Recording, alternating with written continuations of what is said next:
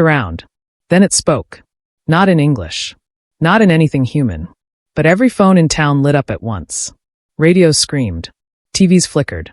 And somehow, the message translated itself into every mind. This world is now under dominion of the Kethri Union.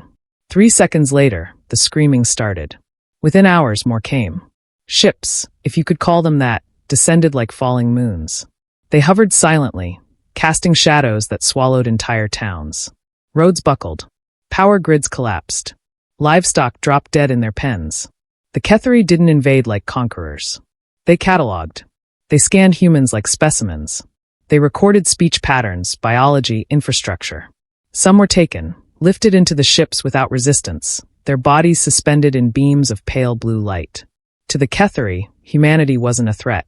It was data. Commander Threxel of the Kethri Expeditionary Fleet watched from orbit. Primitive, he noted, his voice clicking through layers of harmonic tones. Fragmented governance. Limited energy manipulation. No unified defense system. A subordinate shimmered beside him. Shall we initiate pacification? Threxel tilted his head. Unnecessary. Observe first. There is no urgency. This species will not resist meaningfully. Below them, the southern United States flickered under their sensors. Rural zones. Sparse population. Minimal technology. Insignificant. Deploy ground units, Threxel ordered. Begin extraction protocols. They chose the wrong place to start. Dalton Griggs wasn't military. He wasn't a scientist. He didn't understand alien technology or interstellar politics.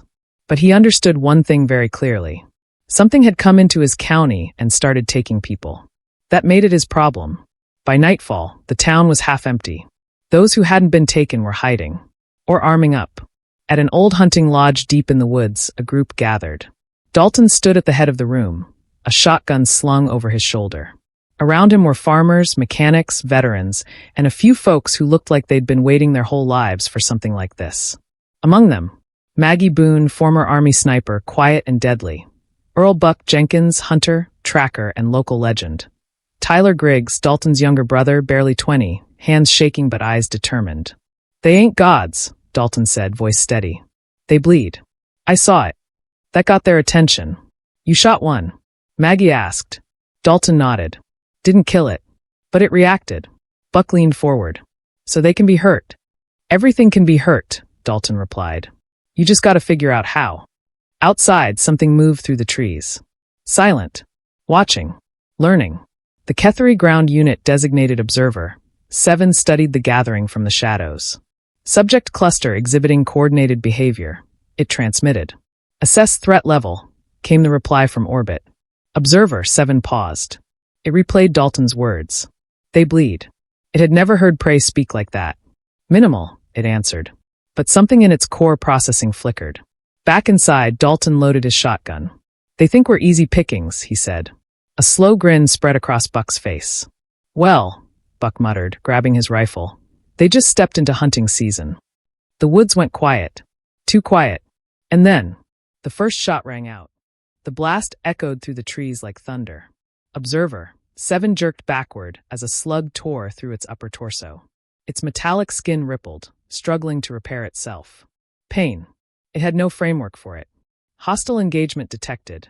It transmitted, stumbling. Another shot cracked through the darkness, this one precise. Maggie Boone. The bullet struck the glowing center of its head. Observer 7 collapsed. Still. Silence followed. Then Buck let out a low whistle. Well, I'll be damned. Dalton didn't celebrate. He walked forward carefully, gun raised. The alien's body twitched. Still alive, Maggie said. Dalton aimed again. Not for long. He pulled the trigger. Up in orbit, Commander Threxel froze. Ground unit lost? He asked sharply. Yes, Commander. How? There was a pause. Then, ballistic impact. Kinetic weaponry. Threxel's luminous eyes dimmed slightly. That is unexpected.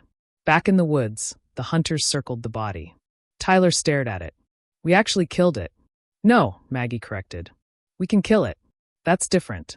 Buck knelt beside the alien, poking it with a stick. Ain't so tough when you put a hole in him. Dalton wasn't listening. He was thinking. They scan. They observe. They don't expect resistance, he said slowly. Maggie nodded. Which means they're not ready for it. Buck grinned wider. So we make 'em ready? Dalton looked up. No, he said. We make 'em afraid. Far above, Threxel issued new orders. Increase ground presence. Eliminate hostile clusters. His subordinate hesitated. Commander, the humans are adapting. Threxel's voice hardened. Then we will accelerate. They sent more. Dozens this time. But the woods belonged to something older than the Ketheri. Tripwires snapped. Explosions rocked the forest. Homemade traps, simple, brutal, effective. Maggie moved like a ghost between trees, picking targets with surgical precision. Buck tracked them by the sound of disturbed leaves, by the way the forest itself reacted. Dalton coordinated. Tyler learned. Fast. The Ketheri weren't fighting an army. They were fighting a culture. One built on survival. On hunting. On knowing the land better than anything that walked it. Observer units fell one by one. Each death recorded. Each failure analyzed. And for the first time, the Ketheri began to feel something they had not experienced in centuries. Uncertainty. Word spread. Not through human channels, but alien ones. Across the Ketheri network, across allied systems, across civilizations that had long since forgotten what it meant to struggle. A primitive world was resisting. Commander Threxel stood before the High Conclave. This species was misclassified, he admitted. A murmur rippled through the chamber. They exhibit adaptive aggression, environmental mastery, and decentralized combat efficiency. Translation, one elder said dryly. They're killing your soldiers. Threxel did not respond. On Earth, the war escalated. Cities fell. But the countryside? The countryside fought back. Dalton's group had grown. Dozens now. Then hundreds. They weren't soldiers. They were something else. Something the galaxy didn't understand. Hunters. We don't fight 'em head-on, Dalton said, pointing at a crude map. We bleed 'em. Slow. Make 'em chase ghosts. Maggie added, hit supply drops. Take out scouts. Never stay in one place. Tyler, hand steadier now, nodded. We make the planet itself hostile. Buck chuckled. Now you're getting it. Above them, Threxel made a decision.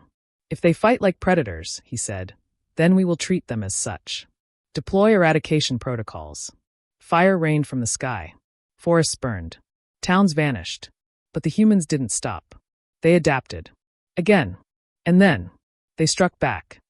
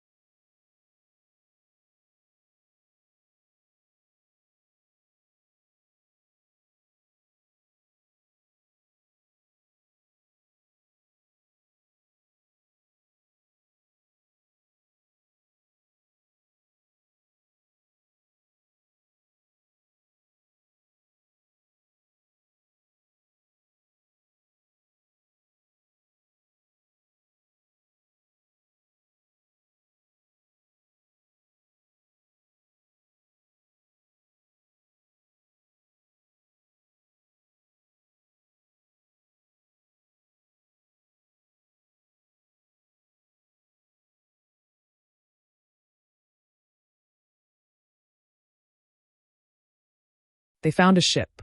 Damaged. Grounded. Dalton stared at it, on mixing with fury. We take it. That's insane, Tyler said. Maggie loaded her rifle. Good. The assault was brutal. Close. Personal. For the first time, humans boarded a Ketheri vessel. Inside, the aliens panicked. Not because they were losing, but because the humans kept coming. Even when wounded. Even when outmatched. Even when they should have died. Buck laughed as he fired. Now this is a hunt. They reached the core. Threxel watched through the ship's systems as Dalton stepped forward. Their eyes met. Across species. Across understanding. You should have left us alone, Dalton said.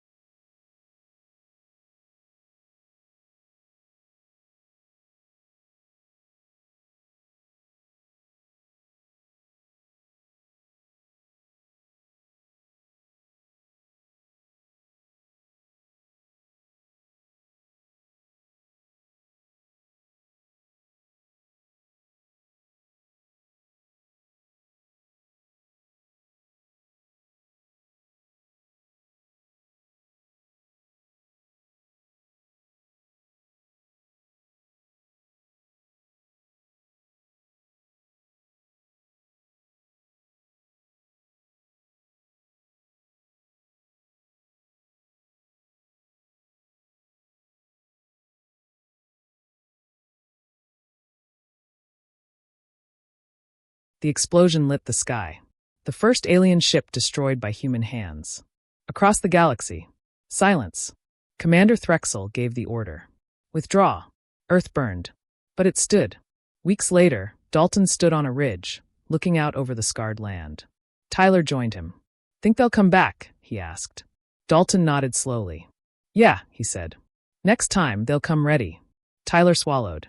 And us? Dalton smiled faintly. We'll be ready too. Far away, in the depths of space, a new designation was entered into the Kethri archives. Humans, not prey. Humans, predators. And in the quiet of the woods, something ancient stirred, waiting for the next hunt.